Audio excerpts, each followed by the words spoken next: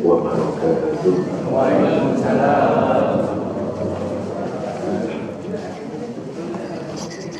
Raditu billahi rabban wa bil islami dinan wa bi Muhammadin nabiyyan wa rasulan.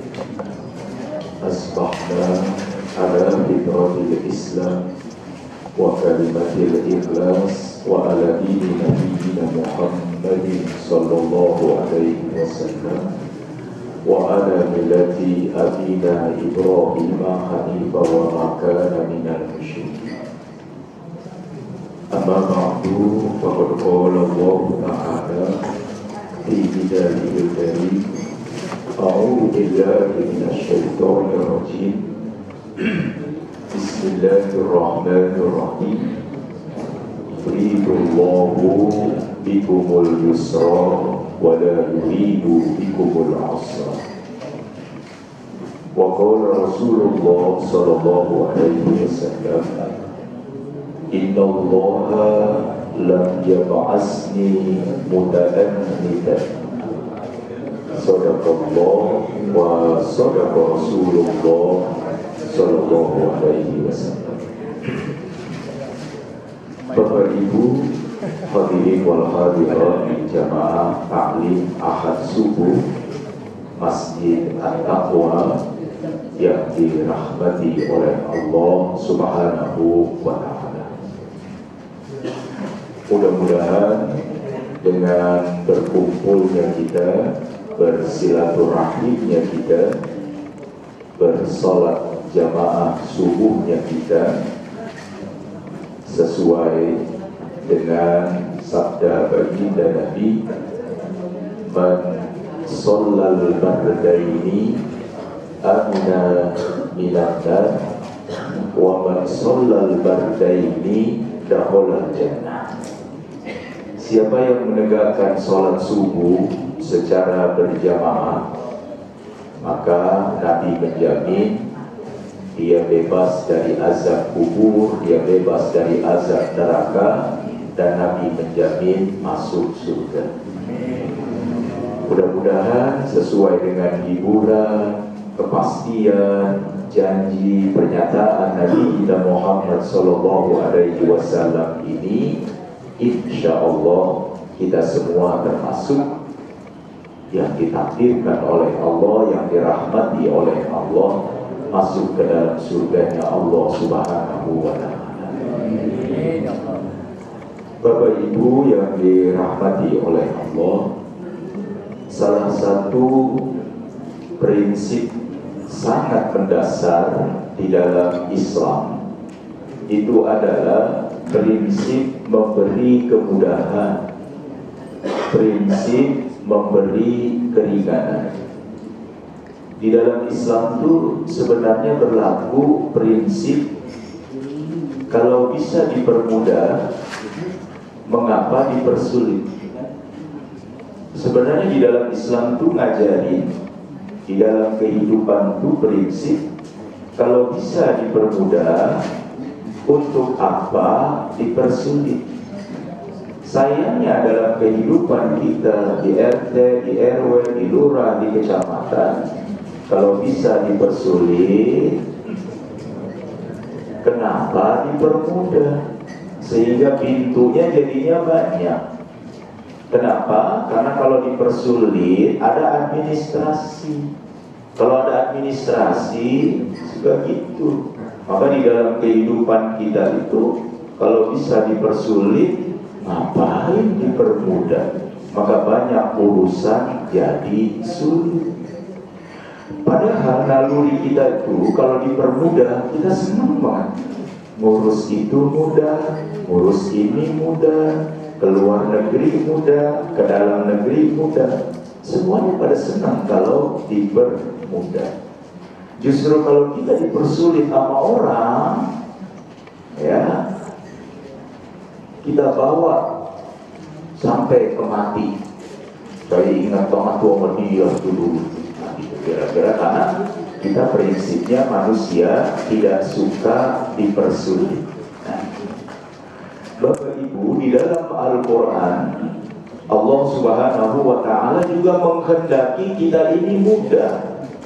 Di dalam Al-Quran, Allah juga menginginkan kita ini, hamba-hambanya, menjalankan agama juga dengan kemudahan.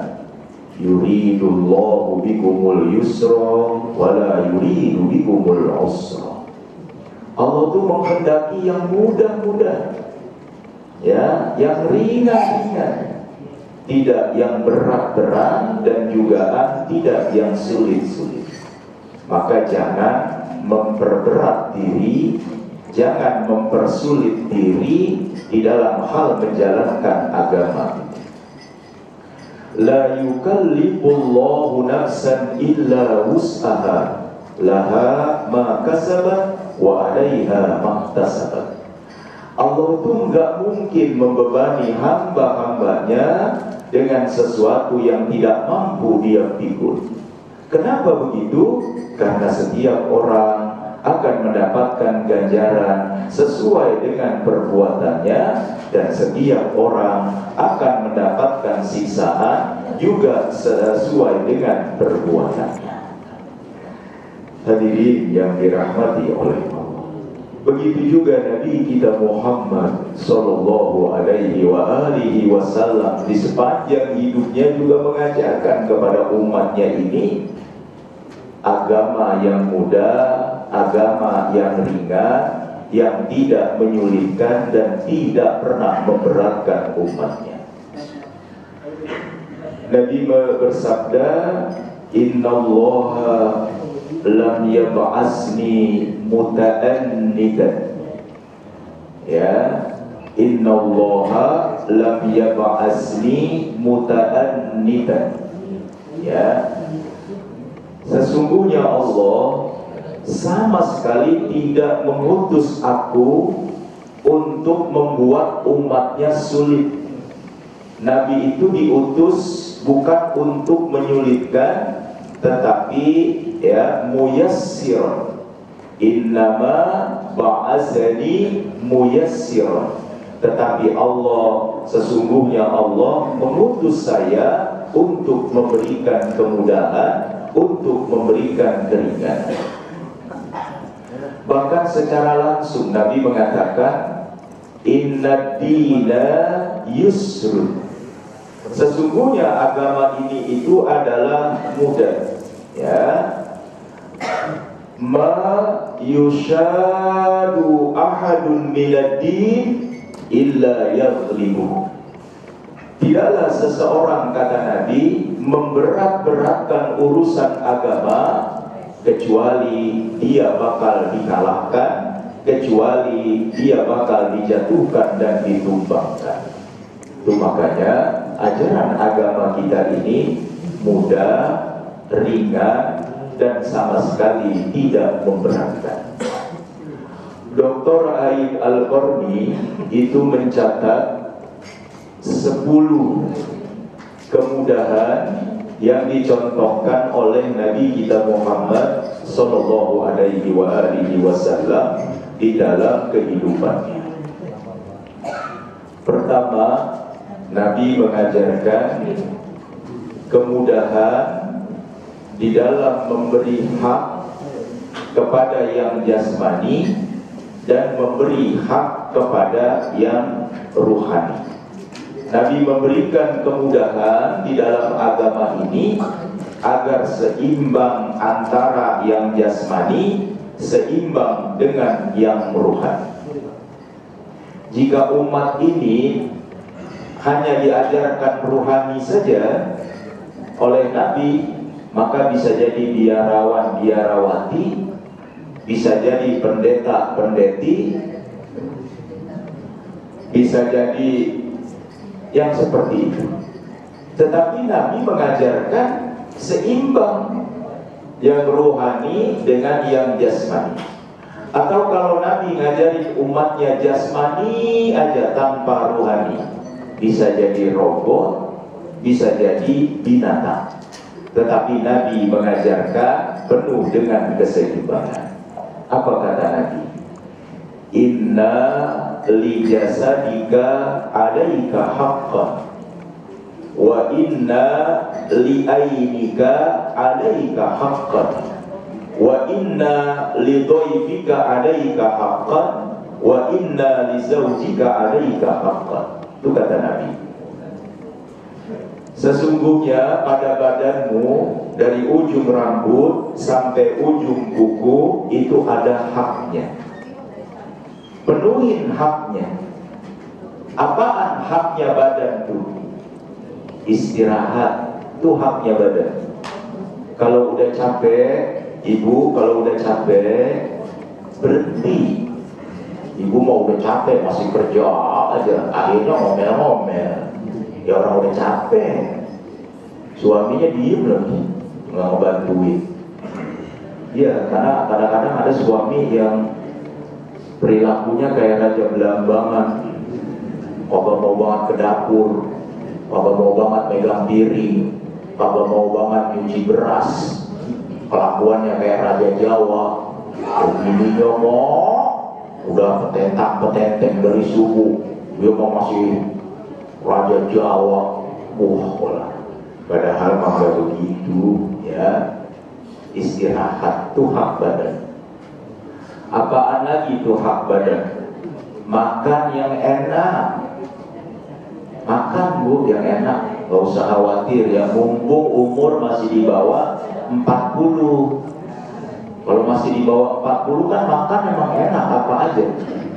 Kalau masih di bawah umur 40 nih ya tuh situ tuh ya, antang, muter, situ tuh ada tuh gambarnya gede banget, rawon dengkul, dengkul, ya sumsumnya. Karena masih muda, kalau udah umur 40 ke sana mah jaga-jaga gitu. Maksudnya itu haknya badan. Dan Nabi mengatakan wa inna li ainika haqqan. Mata kita ini itu ada haknya. Apaan haknya? Melihat yang indah. Apa yang indah? Yaitu Al-Quran itu udah paling indah. Al-Quran itu udah yang paling indah. Maka lihat Al-Quran sambil kita membaca. Apaan hak daripada mata? Tidur. Jadi kalau ngantuk jangan dipaksain, tidur aja nggak apa-apa. Nggak apa-apa, itu hak orang itu. Makanya ada Zainab dia masang tali nih, masang tambang di masjid. Kata Nabi, itu tambang apa? Itu ya Rasulullah, Zainab kalau sholat gelantungan di tambangnya karena nggak kuat ngantuk. Kata Rasulullah, copotin. Kalau ngantuk ya tidur, ngapain sholat? Luar biasa ya Rasulullah. Copotin tambangnya ya. Jadi kalau sholat malam ngantuk ya 2 rakaat aja, nggak usah memaksakan diri sampai melentuk. Ya, melentuk tuh begitu tuh Pak. Ya, itu melentuk. Kalau sampai ke ubin apaan? Ya kalau melentuk kan begitu, tapi sampai ke ubin begitu tuh begitu. Ya, itu namanya melentok tuh. Kalau kita khutbah Jumat kan kelihatan. Iya, kalau kita khutbah Jumat nih di sini nih, kan kelihatan semua orang. Itu sampai ke bawah tuh. Itu ya Allah, tambah tega banget lihatnya. Maksud saya begini, ya Allah, khusyuk banget dengerin saya khutbah ya. Ada segitunya Pak ya. Saya kan kemarin khutbah di sini, orang pada diem semua Bu. Orang segini banyaknya saya khutbah pada diem. Ada yang berani ngomong, diem aja. Ya, itu luar biasa. Hadirin sekalian, jadi mata ini ada haknya tidur, melihat yang indah-indah.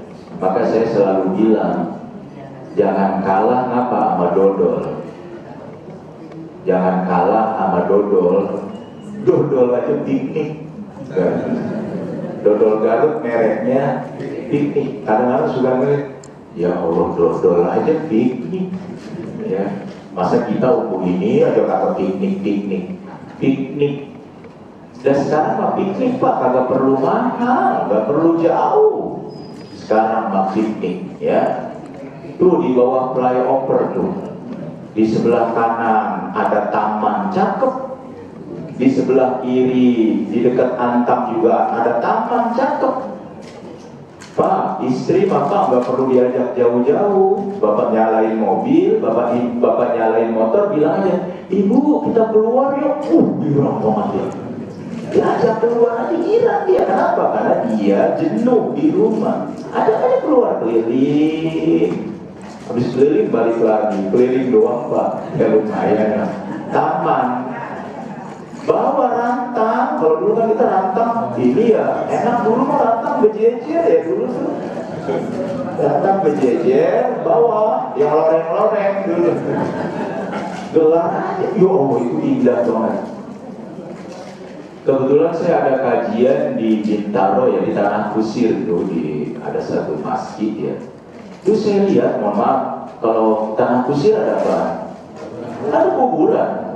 Itu Masya Allah, di sebelah kuburan bukan banyak pohon-pohon besar tuh, ya. Itu banyak orang hiburan di situ, dia gelar itu kapel sama istrinya, sama anaknya pada makan. Ya Allah, begitu aja udah indah tuh piknik. Ke situ melihat kereta lewat, anaknya, nah, kereta. Sebelah, nah, orang meninggal itu. Indah banget sih. Ya Allah, jadi besar yang disebut piknik yang nggak perlu jauh-jauh. Istri itu dia butuh itu tuh kebersamaan yang model-modelnya begini. Ada sama istri saya, maaf ya, saya kalau sama istri manggilnya sayang Pak. Maaf ya. Tadi itu memang saya memanggilnya sayang, tapi bukan kayak Pak Haji yang umur 75 ya. Wah ada kan Pak Haji nomor 75 tuh manggil istrinya sayang. Saya kira Pak Haji udah umur 75 masih mesra. Bukannya mesra, saya lupa namanya. Bukan itu, kan ada yang begitu, saya lupa. Jadi panggilnya saya, tapi kan saya yang lihat tuh, itu Pak Haji Mul tuh. Saya di mobil tadi, tuh Pak Haji Mul, apa istrinya, apa dua-dua. Ya, dua-dua dia menuju ke masjid tuh indah banget tuh rumah tangga kayak gitu. Iya, itu Haji Mul, itu Bu Haji Mul itu diajak ke masjid itu girang banget. Iya begitu. Itu Pak Haji Mul sama Bu Haji Mul kenapa bisa berdua begitu jalan? Itu entah udah berapa ratus kali dia berantem. Iya kan di dulu emang gak pernah berantem, Pak? Nggak mungkin, pasti pernah berantem. Sering berantem dulu. Justru sekarang makin akur. Itu rumah tangga tuh begitu. Entah sudah berapa kali saling menyakiti, entah sudah berapa kali saling memaafkan. Tanya gitu. Coba aja perhatiin mukanya Pak Haji Mul sama istrinya. Mirip. Coba perhatiin itu. Mirip itu karena dia sehati. Dia tuh sejiwa. Itu kayak gitu tuh rumah tangga. Haji Mul ya. Saya jauh, udah ke masjid berdua-dua begitu ya. Baik. Yang ketiga, wa inna lillaika alaika haqqan. Tamu kalau di rumah itu ada haknya. Apaan hak tamu? Satu, jawab salam kalau tamunya ngucapin salam. Ya, jadi kalau tamu Assalamualaikum, jawab Waalaikumsalam warahmatullah. Assalamualaikum warahmatullah, jawab haknya Waalaikumsalam warahmatullah wabarakatuh.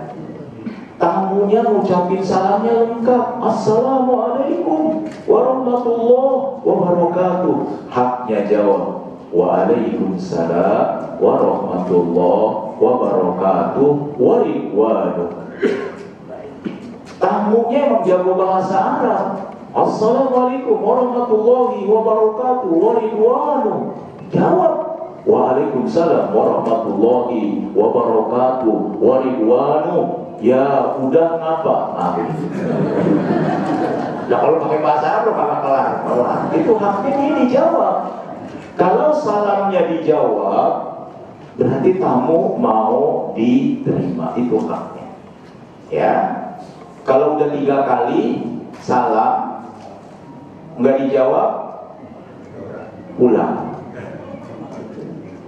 nggak usah maksain diri. Berarti tuan rumahnya tidak memenuhi hak salam. Kalau saya tetap husnuzon, dia jawab, cuma di balik kamar pelan-pelan. Ada, cuman emang dia nggak menerima. Jadi dia jawabnya waalaikumsalam. Udah pulang ya, nggak usah pakai ke belakang, melongok kemana sih orangnya? Nggak boleh, pulang ya, ngapain ya, itu dia. Itu. Nah, baru tuh yang terakhir, wa inna li zaujika alaika haqqan. Istriku, kata Nabi, ada haknya. Ya, jadi istri itu ada haknya. Makanya Nabi bilang gak boleh mukul istri, itu gak boleh. Gak boleh istri itu tubuhnya disakiti, itu haknya. Apalagi haknya istri itu, beliin bajunya yang cakep-cakep, itu haknya dia. Kalau kita nggak cakep nggak apa-apa, kita mau baju begini aja dari dulu, nggak apa-apa laki mah, karena laki nggak ada masalah. Bajunya mau itu kek, kalau perempuan tuh pak ada masalah dia kalau bajunya itu aja. Warna juga, bagi istri itu warna penting banget. Bagi kita mau warna, bodo amat mau warna apaan kek, itu kita laki beda sama istri kita dan kita harus paham. Jilbab selemari nih. Kalau perempuan, jilbab ngumpuk begitu. Coba deh kalau ada acara, tetap aja dia bilang dia tidak punya jilbab. Nah, kita jilbab mulu kata kita. Oh bukan, warnanya yang sesuai dengan baju. Dan kita ini harus paham, gak usah ngomel-ngomel, gak usah marah-marah laki. Emang begitu udah. Baju juga, semua. Ya itu kenapa? Karena memang itu haknya. Antak suaha izat tasaida, kasih dia pakaian ya yang engkau belikan, duitnya kasih maksudnya ya. Jadi seperti itu ya. Dan kata Nabi itu haknya istri itu makan yang enak-enak, kasih dia makan yang enak-enak ya. Kenapa? Jangan sampai dia ngebatin. Gak boleh istri kita sampai ngebatin tuh, gak boleh ya. Melihat orang enak kemudian dia mah enggak. Misalnya melihat orang ke McD, melihat orang ke Aeon gitu, dia mah di rumah aja ngebatin. Tapi dia tahu bapak punya duit. Itu maksudnya duit banyak nih, ada ya, itu jadi ngebatin ngapa ya. Nah itu kira-kira itu sama sekali gak boleh. Dan itu adalah hak daripada istri. Oke, Pak. Saya juga baru tahu dari Aisyah Dahlan. Saya baru tahu nih dokter Aisyah Dahlan bilang begini, saya baru paham. Istri itu Pak, kalau dia tidur, dia tidak benar-benar tidur. Itu kalau perempuan. Beda sama laki. Laki mah kalau tidur emang benar-benar tidur. Benar. Laki nih kata Aisyah Dahlan, karena ada di otaknya yang tipis itu. Jadi dia kalau tidur blok, udah dia nggak dengar apa-apa tuh. Itu orang laki itu kalau tidur gitu. Dan kalau orang perempuan, biar kata dia blok, apa juga masih keingetan. Dikit-dikit dia akan dengar. Makanya apa? Karena tadinya dia punya anak, ya dia bangun, lah bapak mah kalau udah tidur, lah nggak ingat apa-apa udah. Emang udah begitu Bu, orang laki itu. Dia mah kalau udah tidur udah. Kenapa? Karena tadi perbedaan posisi tebal tipisnya otak orang laki dengan orang perempuan. Itu makanya bapak jangan marah kalau istri ngantuk. Karena sebenarnya dia tidur tuh nggak sempurna, dia dikit-dikit dia bangun, memorinya katanya masih tetap terbuka. Berbeda dengan kita, begitu tidur kita udah lupa. Tapi kalau istri, memorinya dia tetap yang namanya terbuka ya. Jadi kalau ada istri ngantuk, jangan marah. Emang tidurnya dia nggak sempurna kayak kita. Tapi kalau suami ngantuk mulu, lah kan tidurnya sempurna ya. Nah itu kira-kira yang harus dipahami hak suami istri. Yang kedua, Nabi memberikan kemudahan adalah pada hal-hal yang tabiat manusia, naluri manusia, ghariza basyariah manusia. Itu ibadah kita itu sebenarnya kata Nabi itu dia sejalan dengan yang namanya tabiat manusia. Kata Nabi begini, saddidu wa qaribu waghdu wa ruhu wa syai'um minad duljati. Di ujungnya yang menarik itu kalimat Nabi itu, ya, wal qasda tablihu, atau ya tablihu ay tuballihu. Nabi mengatakan begini, sederhanalah kalian di dalam menjalankan ibadah. Sederhanalah kalian di dalam hal mendekati Allah. Ambil bagian pagi sedikit saja untuk ibadah, ambil bagian siang sedikit saja untuk ibadah, ambil bagian malam sedikit saja untuk ibadah. Kenapa? Nah, ujungnya, ya, fa innal qasda, karena sesungguhnya niat, sesungguhnya maksud itu pasti, kata Nabi, akan sampai sesuai dengan tujuan dan maksudnya. Setiap maksud pasti dapat, setiap tujuan pasti diperoleh. Ya, makanya ambilnya pagi, sholat duha saja. Ambil sholat duha, selesai sholat duha, baca Al-Quran, jalan yang bekerja. Siang, bagusnya kita ada sholat zuhur tuh, sholat zuhur, setelah itu istirahat sebentar, jam 1 kerja lagi. Nanti malam bangun sepertiga malam saja. Jadi enggak semuanya full. Kenapa? Karena Nabi mengetahui tabiat yang namanya tabiat ghoriza basyariah manusia. Kenapa? Karena setiap maksud, setiap tujuan pasti tercapai. Berangkat dari rumah, ya, sholat subuh, nyampe di sini Ustadz Nabil udah kelar misalnya. Nyampe ke sini tuh Ustadz Nabil udah kelar. Itu kalau kata Nabi, fal qasda wal qasda tablughu. Yang namanya maksud dan tujuannya tetap aja tercapai. Meskipun sholat berjamaahnya nggak dapet, tapi kan dia jalan dari rumah, langkah-langkahnya dapet. Perlindungan dari api neraka dapat, rahmat dapat, niatnya untuk sholat berjamaah juga sudah dapat. Nah, yang di situ yang dimaksud oleh Nabi, nggak usah memaksakan diri, indah saja, ringan saja di dalam menjalankan ibadah. Kecuali wali,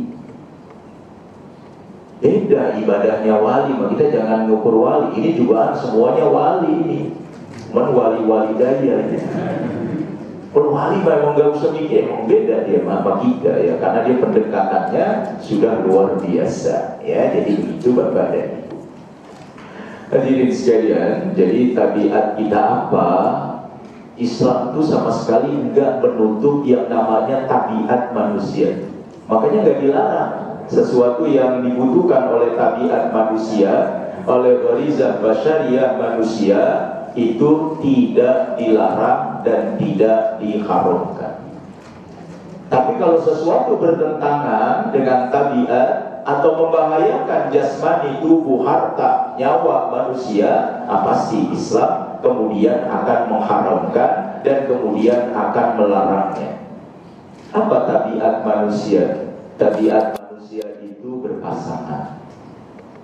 Maka Islam bahkan dalam satu ketentuan mewajibkan berpasangan.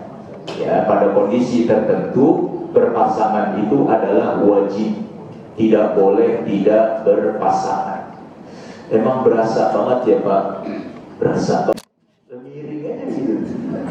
Emang begitu kalau orang yang udah punya istri, udah punya suami, nggak punya suami, emang kayak layangan singit ya, kayak ada yang hilang di dalam kehidupannya. Karena tabiat manusia memang berpasangan. Ya, jadi seperti itu. Jadi kalau yang sudah punya istri, sudah punya suami, kemudian tidak berpasangan, goyah. Nah, juga diperhatikan yang belum punya pasangan. Saya malah masih agak heran kenapa belum berpasangan. Ayo, kenapa belum berpasangan? Kan banyak Di sini ada duda nggak ada kan? Duda ada, jejaka ada, gadis ada. Barangkali kita masih terlalu ini sama ini nih, masih ngegantung di sini. Padahal kalau kita lihat di zaman Rasulullah, kamu mau nikah nggak? Mau ya Rasulullah. Ada gadis bangsawan cakep banget, kamu mau nikah nggak? Mau ya Rasulullah.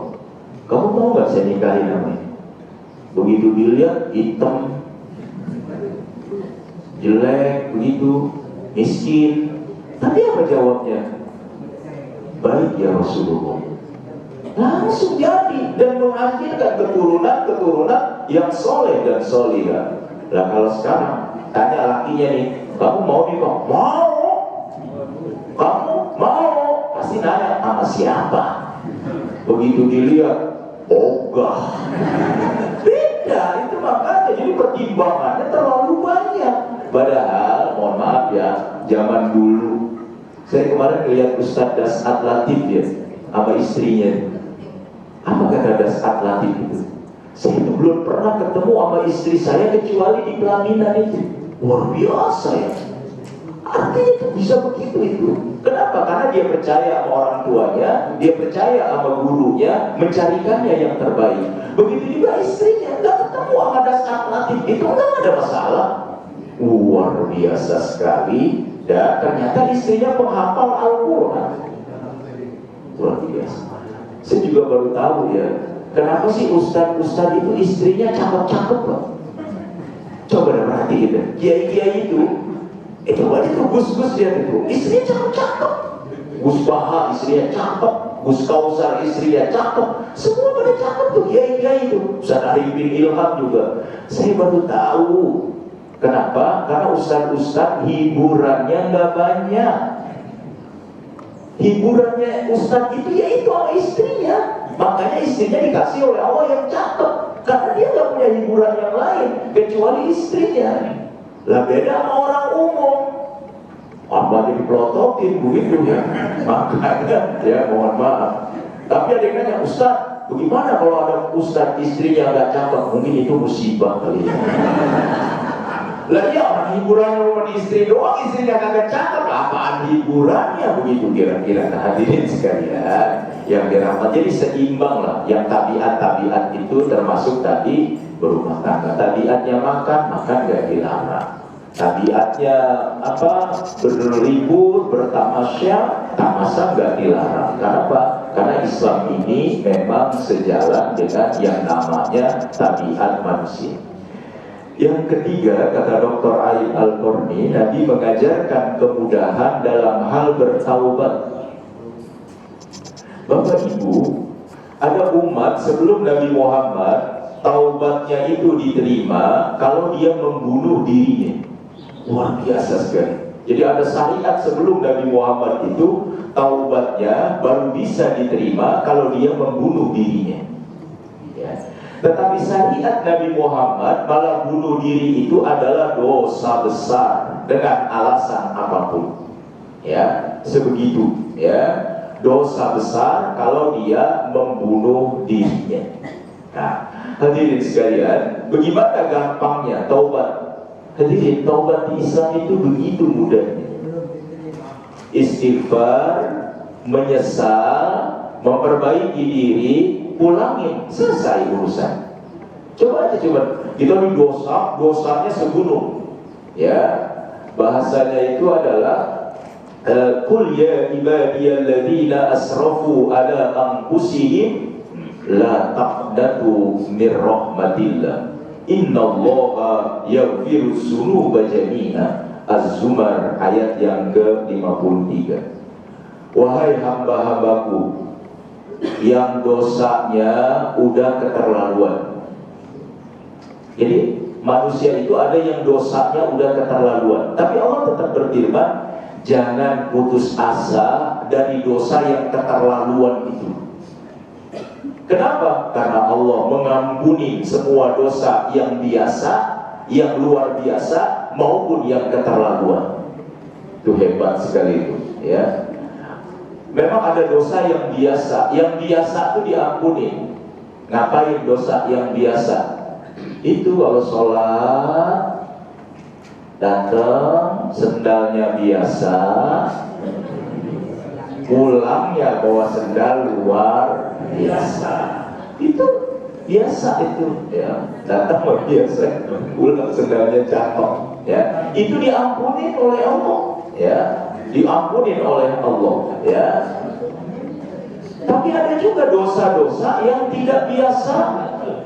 Dosa itu di luar kemanusiaan. Ada tuh ya di dalam surat Taubah tuh, ada dosa yang setan aja nggak ngajarin. Ayo, kan rata-rata kita nih kalau berbuat dosa diajarin sama setan. Tapi kalau dalam bahasa Al-Quran itu ada dosa yang setan tuh nggak ngajarin, malah setan belajar sama dia. Luar biasa tuh bahasa Al-Quran. Siapa tuh yang berbuat seperti itu dan diikuti? Itu adalah kalau ada orang pintar berkolaborasi dengan pengusaha, dengan penguasa untuk menzolimi rakyat. Itu setan belajar. Jadi ada orang pintar nih, orangnya tinggi, intelektualnya luar biasa, tapi dia bekerja sama dengan penguasa untuk menyengsarakan rakyat. Itu setan tuh benar-benar belajar. Kasus ini adalah terjadi pada masa Fir'aun, namanya Haman. Haman tuh pintarnya minta ampun. Dia tuh kalau sekarang mungkin impro, ya, pemegang proyek dia. Coba lihat, agar proyek itu keluar, apa kata dia waktu ditanya sama Fir'aun? Haman, emang ada Tuhan selain saya? Itu kata Nabi Musa. Kata Haman, nggak ada Tuhan, nggak ada sultan, nggak ada raja Tuhan selain Tuhan. Tuhan itu ya Tuhan. Kata itu Nabi Musa ngajarin ada Tuhan selain diri saya yang dia sebut Allah itu. Kata Haman apa? Nggak ada itu mah. Kalau Tuhan nggak percaya, Tuhan bangun proyek mercusuar, mencakar langit tinggi menjulang ke langit. Nanti kalau sudah jadi, Tuhan naik ke atas, bawa panah. Kalau di atas ada Tuhan selain Tuhan, panah aja itu Tuhannya. Sebegitunya Tuhan. Lah kan Fir'aunnya nanya, siapa yang bisa membangun bangunan pencakar langit itu? Kata Haman, saya. Dia sebenarnya memegang proyek. Dan proyek itu turun, benar dibuat gedung mercusuar paling tinggi di Mesir hari itu. Dan Fir'aun naik ke atas, bawa-bawa panah, bawa-bawa tombak. Benar, ternyata nggak ada Tuhan selain saya. Nah, seringkali dalam konteks kekuasaan itu begitu, orang pinter ya dempet ke penguasa untuk tadi biar proyek-proyek itu didapatkan. Jika itu dimaksudkan untuk menyengsarakan, maka itulah yang disebut dengan setan aja ngikutin dia. Di dalam Islam, dosa yang begitu tuh masih tetap diampuni selama nyawanya belum di sini. Innallaha yaqbalu taubatal abdi ma lam yugharghir. Kalau nyawa udah yugharghir, nah itu udah enggak diterima. Nanti dah Bapak kalau nanti mati, kalau hadirin nanti wafat, perhatiin ya, kalau nanti wafat itu perhatiin yang mana bagian paling dingin. Karena dia memang akan ketarik ke sini nih. Pokoknya yang pernah ngedampingin orang meninggal, makanya nanti Pak, salah satu pengalaman hidup kita, dampingin kalau orang mau meninggal, jangan ditinggal, dampingin. Pokoknya sedekat-dekatnya kita dengan orang yang mau meninggal, apa ayah kita, apa ibu kita, apa saudara kita, apa guru kita, apa kerabat kita. Kalau kita ditakdirkan di dekat itu, dekati saja. Untuk pelajaran kita, betul memang tarikan-tarikan itu betul. Tarik sini, perhatiin, maka baru kemudian dia di sini. Begitu udah sampai di sini, kan kita sudah dengar tuh suaranya pelan banget. Gitu. Sebenarnya kita dengar tuh kalau kita lebih dekat lagi, dengar tuh. Nah, indah sekali itu. Suaranya lembut bangetnya itu, bahkan nyaris nggak bersuara. Lagi ngapa? Kita kira dia lagi tidur. Nah, itu kira-kira seperti itu. Kita dampingin. Kalau sampai ada suaranya keras banget, begitu. Nah, itulah tugas kita mendampinginya agar berakhir dengan la ilaha illallah. Ya, nanti ya Pak, kalau udah mau meninggal, nanti begitu meninggal benar juga nih apa kata Ustaz ya. Pokoknya sebelum nyampe ke sini cepet-cepet tuh bertaubat ya, apalagi sekarang masih jauh. Ya, jadi sini nanti dia tarik tuh Bu, di sini nih nariknya.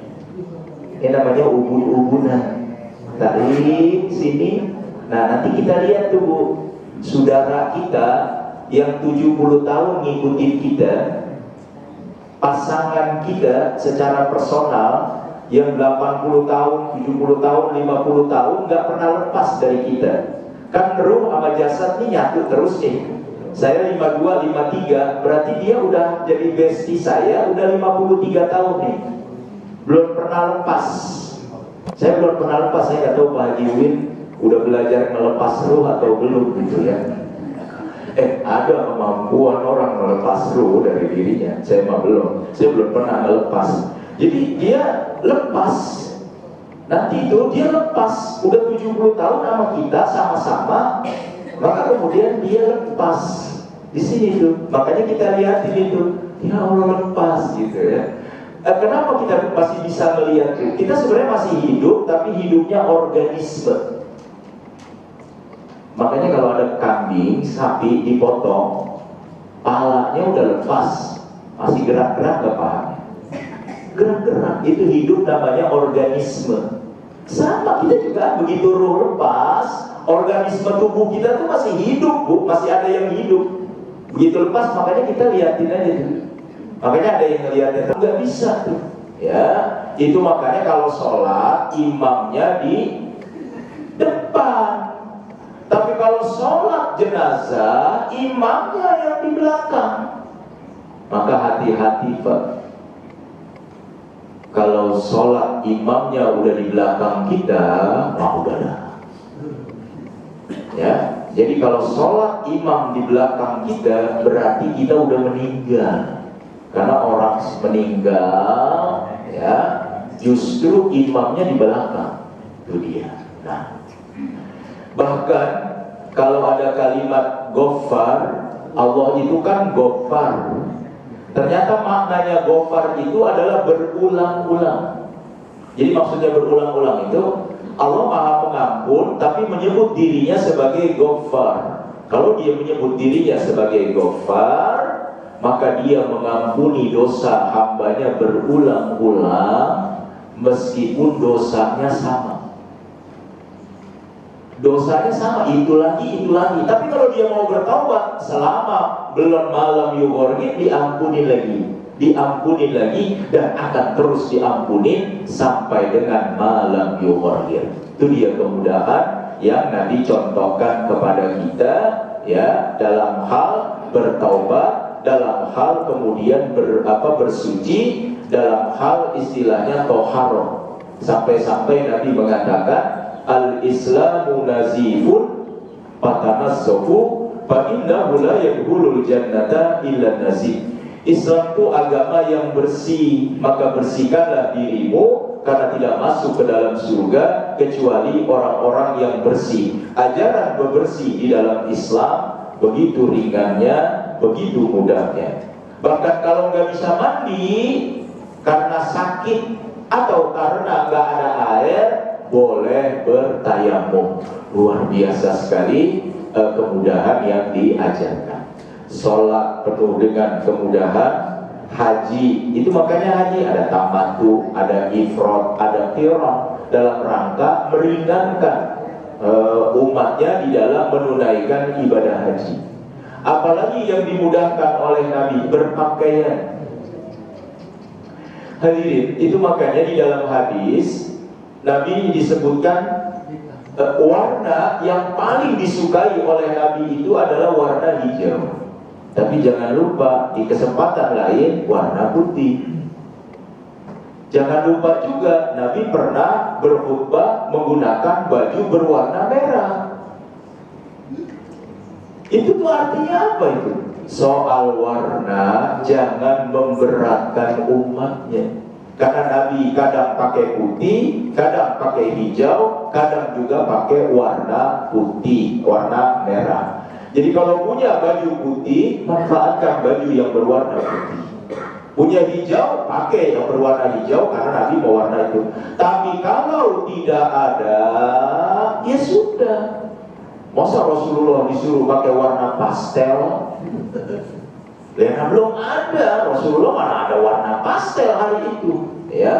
Masa Rasulullah suruh pakai warna Tosca? Belum dikenal. Dan sekarang adanya warna Tosca, ada warna pastel, ya pakai. Kenapa? Karena dalam berpakaian tidak memberatkan. Rasulullah juga tidak pernah menyebutkan harus pakai gamis. Hadirin bisa bayangin kalau orang suruh pakai gamis semuanya. Agama ini kemudian menjadi kaku, agama ini kemudian menjadi tidak fleksibel. Makanya nggak mesti dan nggak harus pakai gamis. Tapi kalau punya,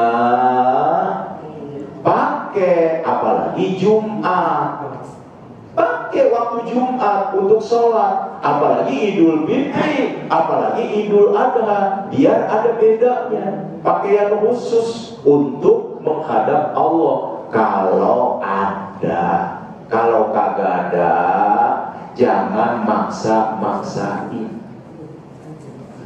Kalau berpakaian dipaksain, lagi kan warna-warna begini, tuh mana belang-belang lagi, mana corak-corak, enggak ada itu. Makanya dia tidak memberatkan tradisinya. Rasulullah nggak pakai batik, ya kita kan bajunya baju batik, ya.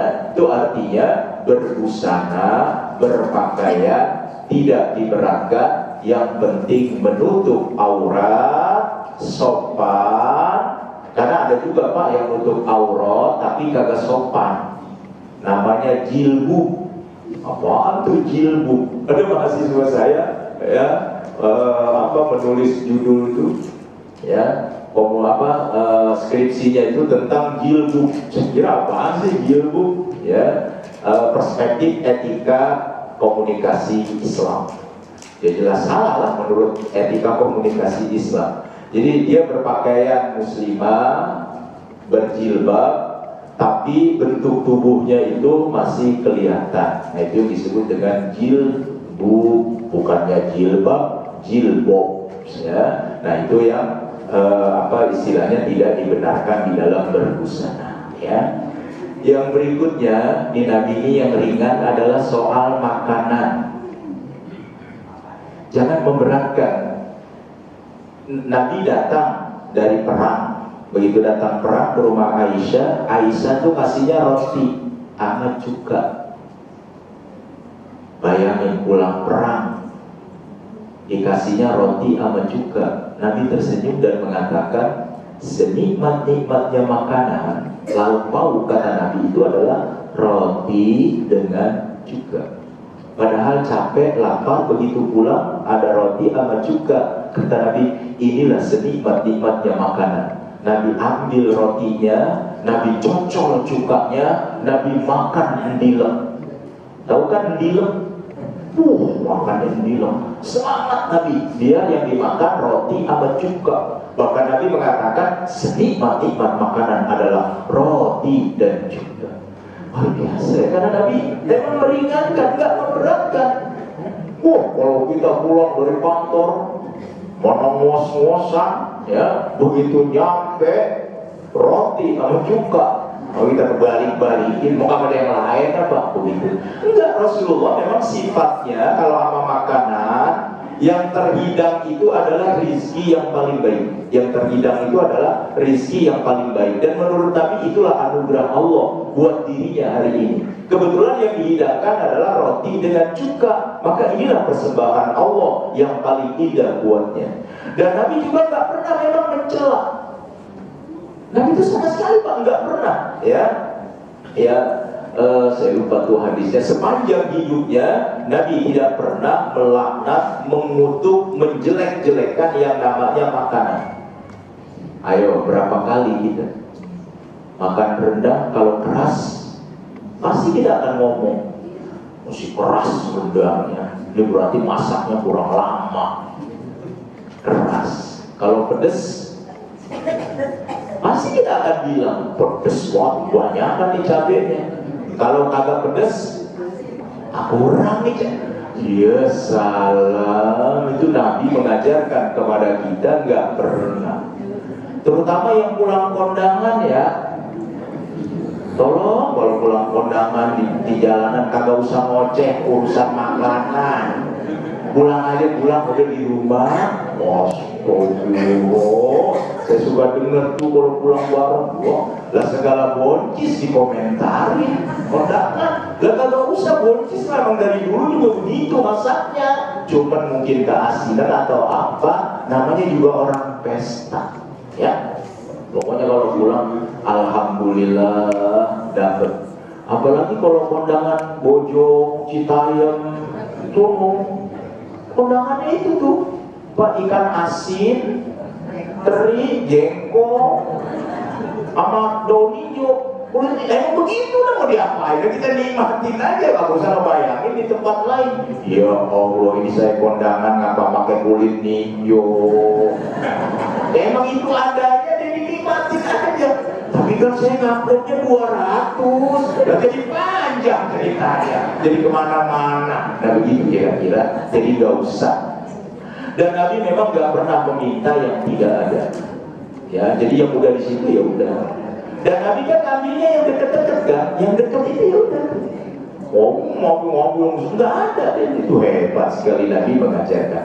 Dan yang terakhir, keringanan yang diajarkan oleh Nabi adalah, ya, nanti Nabi mengatakan, sebaik-baik pernikahan barokatan aisaruhu mu'nah, ya, khairun nikahi barokatan aisaruhu mu'nah, ya, sebaik-baik pernikahan dan pernikahan yang paling barokah kata Nabi adalah yang biayanya ringan. Hebat ya, yang biayanya ringan. Ya, jadi sekali lagi, sebaik-baik pernikahan adalah yang biayanya ringan. Sebenarnya menikah nggak mahal sebenarnya.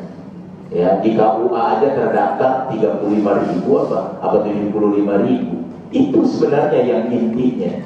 Cuma memang di kita tradisinya, kebiasaannya yang kemudian menjadi mahal dan kemudian menjadi berat di dalam hal yang namanya pernikahan. Padahal Nabi ringan banget. Ini ada sahabat nih, disuruh nikah. Kamu mau nikah? Mau. Kamu punya emas? Enggak ya Rasulullah. Kamu punya perak? Enggak. Cincin besi kali? Enggak ada ya Rasulullah. Tapi hafalan Al-Quran ada ya Rasulullah. Nah, jadikan ini sebagai mas kawin. Tanya, kamu mau nggak kalau mas kawinnya hafalan Quran? Mau ya Rasulullah. Jadi. Nah kalau sekarang udah tahu kalau punya pengen kawin sekarang, halah ya, itu Rasulullah hebat banget tuh ngajarinnya.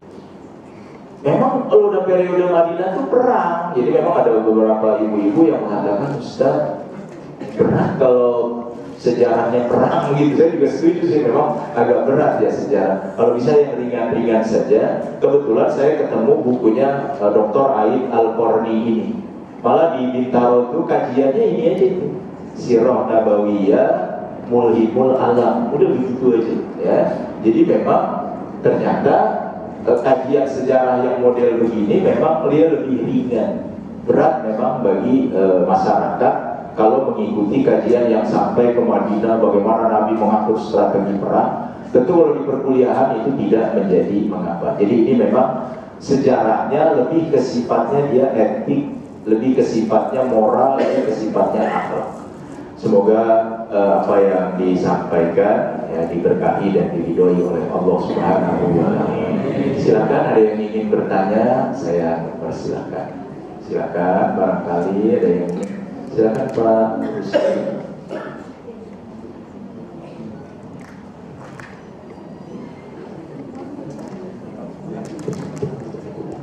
Assalamualaikum warahmatullahi wabarakatuh. Waalaikumsalam warahmatullahi wabarakatuh. Ustaz, izinkan saya bertanya tiga hal.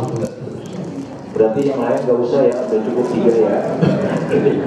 Ya iyalah, udah cukup 3 ya, 1. Baik Pak, silakan.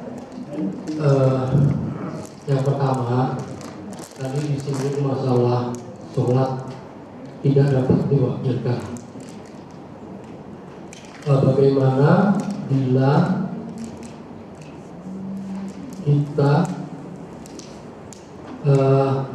melakukannya bagi orang tua yang sudah meninggal, tapi maksudnya bukan untuk memastikan yang apa namanya tuh yang mungkin orang tua kita lupa ketika masih hidupnya.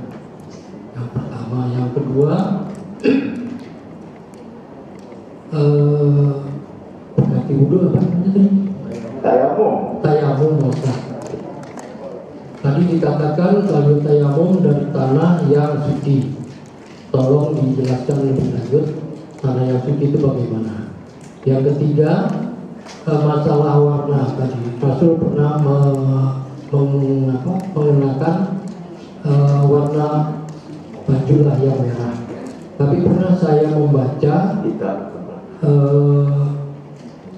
Rasul melarang kalau kita sholat pakai sarung yang merah. Itu hubungannya bagaimana, Ustaz? Terima kasih. Wassalamualaikum warahmatullahi wabarakatuh. Waalaikumsalam warahmatullahi wabarakatuh.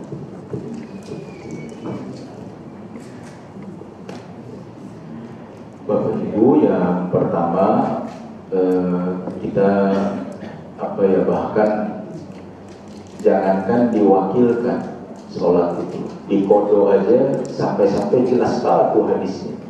Kunna nu'maru bi kodo is-saum wala nu'maru bi kodo is-sholat. Kata Aisyah tuh, dan disepakati sahih hadisnya, kita ini diperintah untuk mengkodok puasa, tapi sama sekali tidak diperintah untuk mengkodok sholat.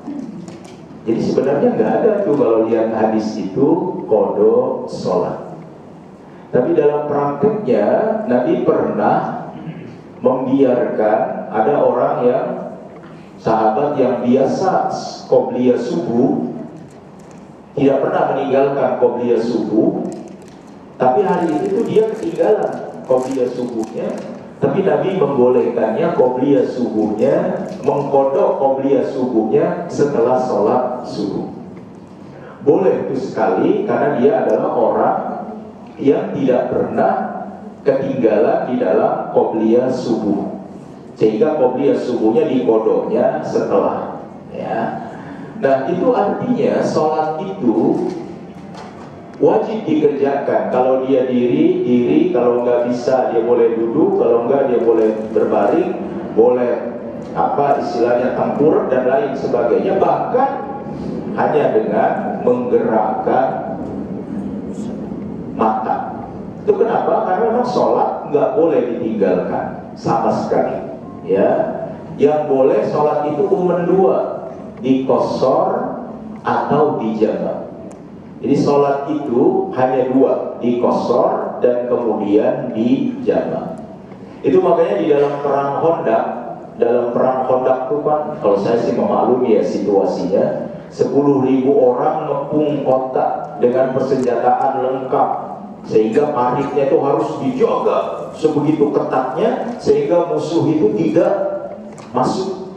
Sehingga sahabat ada yang belum sholat zuhur, asar, maghrib, isya, bayangin itu. Maka Rasulullah membolehkannya langsung menunaikan di satu tempat di waktu isya, zuhur, asar, maghrib gabung dengan isya. Itu kenapa? Situasi membolehkan dalam situasi seperti itu.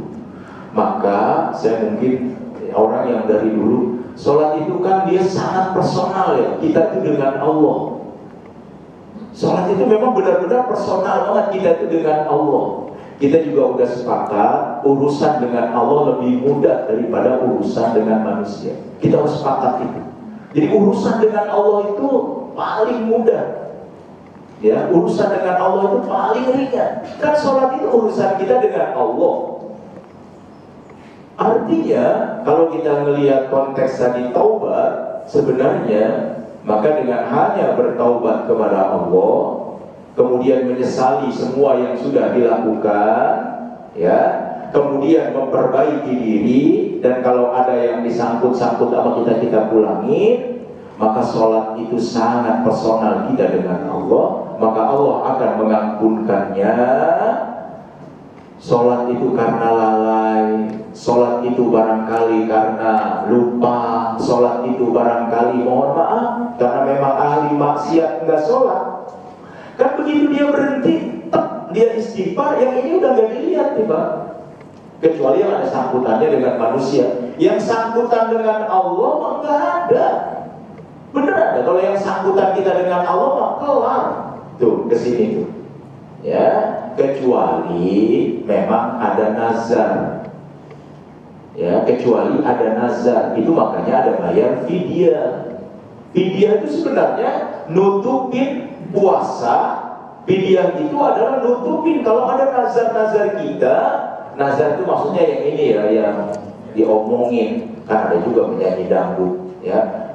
Masa si Ustadz nyanyi lagu nazar? Bukan, itu mah penyanyi dangdut. Jadi kalau orang nazar itu memang harus dibayar karena dia udah berjanji dengan Allah. Nah caranya yaitu tadi tuh bayar fidyah, bayar puasa, dan juga bayar nazar yang barangkali masih tersangkut. Ya, jadi nggak bisa meskipun orang tua kita lupa di masa lalu, kan tinggal ajarin doang. Apa ajarin? Istighfar, taubat, selesai. Ya, mohon ampun kepada Allah kelalaian. Mohon maaf ya, kita nih waktu masih muda, namanya juga anak muda. Lah ini kan bener sekarang aja. Ya, kita kan masih muda kan bergajul kemana-kemana kita. Ya masih ada lah, apa lupa. Nonton di bioskop, bioskop kan rata-rata zaman itu mulainya jam berapa? Mulai ngelewatin sholat. Ya namanya masih muda. Lah kalau diingetin kita stres kita. Dosa yang dengan Allah mengkelar. Yang jadi masalah emang sama orang. Nah, makanya dibilang itu dosa sama orang yang jadi masalah. Kalau dengan Allah ya selesai. Makanya kalau orang tua kita nggak bisa sholat, kita tuntun dia untuk bisa menunaikan sholat. Gak bisa wudhu, kita wudhuin. Yang udah ketinggal sebagai manusia, taubat aja. Ya jangan kemudian kita mempersulit diri. Ya, jangan sampai mempersulit diri. Sudah, yang sudah ya sudah. Tinggal lihat yang sekarang sama ke sono. Yang kedua, jadi hadirin sekalian, memang bahasa Al-Qur'annya itu sa'idan thayyiban, ya, sa'idan thayyiban, ya, yang baik, tanah yang baik. Nah, yang itu kemudian yang berbeda-beda. Tanah yang baik tentu saja adalah yang suci, yang bersih. Ya, thayyiban itu baik, bersih, suci, halal. Itu dia tuh yang namanya thayyib itu gitu. Jadi tanahnya bersih, suci, halal. Ya, nggak boleh tayamum, tanahnya boleh nyolong. Ya, nggak boleh karena Allah nggak terima ya yang berasal dari yang haram. Nah, kemudian memang dalam konteks kemodernan sekarang ya berlaku juga itu. Tanah yang dimaksud itu adalah tanah secara materi atau tanah secara maknawi. Nah, di sini baru berbedanya. Ketika dia dipahami tanah secara materi, maka yang benar-benar tanah itu ya dicari yang paling bersih, kemudian diletakkan di kertas atau di tempat atau di wadah yang nanti dia gunakan seperti ini. Makanya dia hanya dipakai untuk satu kali. Kalau ada debunya, dia boleh ditiup. boleh diketruk karena memang ada, ya. Dan memang dia hanya sekali, maksudnya sekali, yang udah dipakai di sini nggak boleh dipakai lagi, dia harus pindah ke tempat yang lain karena hanya sekali. Termasuk di sininya juga nggak boleh pakai yang lain, dia harus sekali.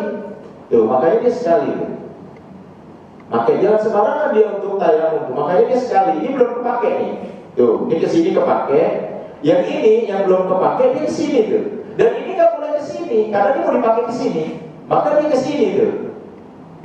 Begitu pikir kita itu. Ini juga karena dia tadi belum dipakai, dia kesini.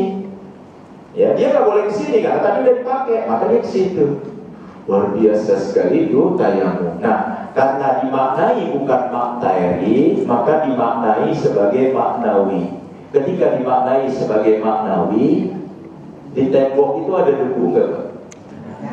Ada. Itu dia maknawi, meskipun nggak kelihatan secara materi. Maka kemudian yang memaknainya secara maknawi itu berarti tayamum di tembok itu juga benar. Saya setuju, di situ ada debu nggak? Ada.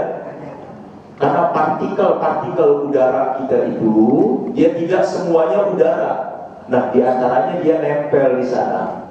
Dia bersih, dia suci, dia halal, maka dia bisa dipakai.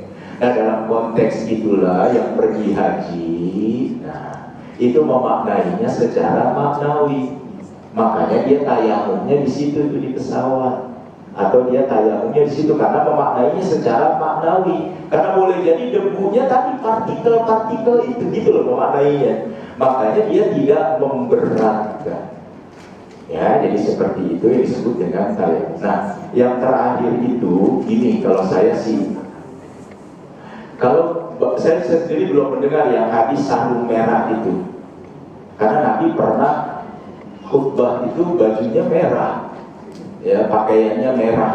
Nah, saya belum menjumpai kalau Nabi melarang warna merah. Sekali lagi, hadis itu ada namanya asbabul wurudil hadis. Kenapa hari itu barangkali Nabi melarang menggunakan baju merah? Nah, itu yang harus kita cari. Tapi sarung merah, saya mohon maaf sama sekali kelemahan saya, ya keterbatasan pengetahuan saya tidak mengetahui larangan menggunakan sarung yang berwarna merah. Saya khawatir kalau hadis itu dipakai nanti digunakan oleh P3 untuk melawan PDI. Nah, kira-kira pakai SI. Nah, sekali lagi hadis seperti itu saya tidak menjumpai. Jadi saya mohon maaf keterbatasan pengetahuan saya. Tapi biasanya ada kasuistis. Jadi kalau ada yang nggak biasa, itu biasanya kasuistis. Dan kalau kasuistis itu adalah ada kaidahnya. Bi khususis sabab, ya, la bi umumil maksud. Jadi itu karena ada kekhususan peristiwa, bukan secara general. Biasanya begitu kaidahnya. Lebih dan kurang saya mohon maaf sudah 3-1, tapi sudah mewakili semua sudah diwakili 1. Subhanakallahumma wa bihamdika asyhadu an la ilaha illa anta astaghfiruka wa atubu ilaik. Assalamualaikum warahmatullahi wabarakatuh.